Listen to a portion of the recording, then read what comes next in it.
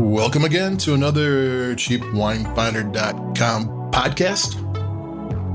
Domain Dave from CheapWineFinder.com with a wine we just wrote up on the CheapWineFinder.com website. So I got that plugged about 4 times there in 10 seconds. And what do we have here? We have a wine that's been around since 2005. And it's got 20 Wine Enthusiast Best Buy awards. I mean, not just this one. There's a line of wines, but it's the Cycles Gladiator Cabernet Sauvignon 2020. About 58% of the grapes came from Paso Robles. 42% came from Lodi. 2 pretty good places for value-price Cabernet, if you ask me. It's about 78% Cabernet Sauvignon.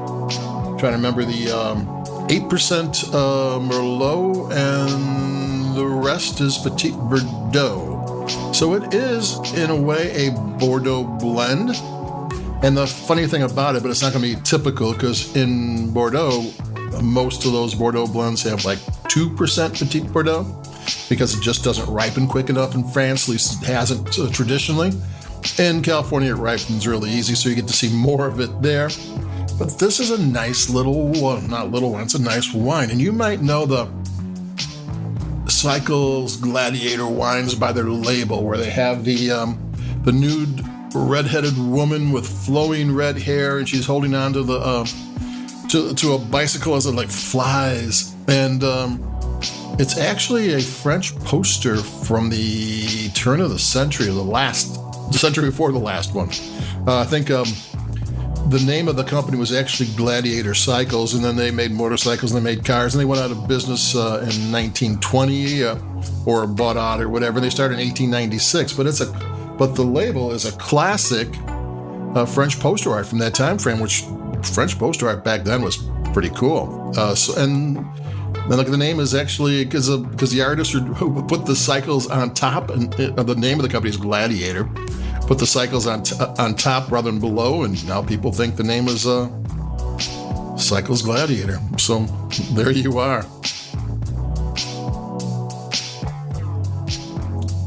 This is the same winemaker since 2005. It's his project, and it's part of the Wine Hooligans. I put links to all that stuff in the CheapWineFinder.com website, and I'll put links to the website on the tasting notes for the podcast, so we could do all that. And it's been around forever, and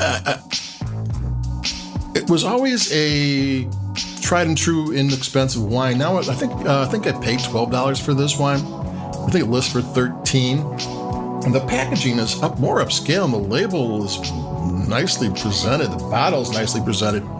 It seems, at one point I thought, and this is my recollection, and this is that it was a wine that was maybe selling for $7 or $8. It was just a value-priced wine, more one of the lines of Apothic and that type of thing.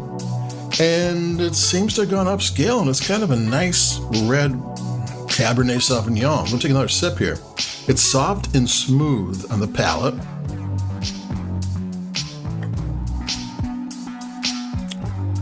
But it's not flabby. Like sometimes, like wine, they're soft and smooth. That's all there is. But then you got some interesting flavors and some nice textures, and the flavors go on and on. It's not a complex wine, but what's there is tasty. I mean, really tasty. This is a wine, and it looks good. I mean, this is. I don't recall it looking this upscale. It's a nice package. I remember it being around forever, and it's always been good. Like I said, it's got 20 Best Buy awards, and 2005 to now, it's 17 years. I mean, other wines, these are wines that you can count on.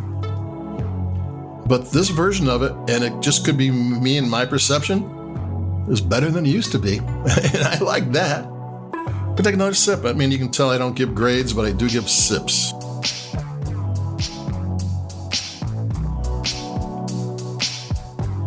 And it just drinks well. I mean, as it opens up, it just gets smoother.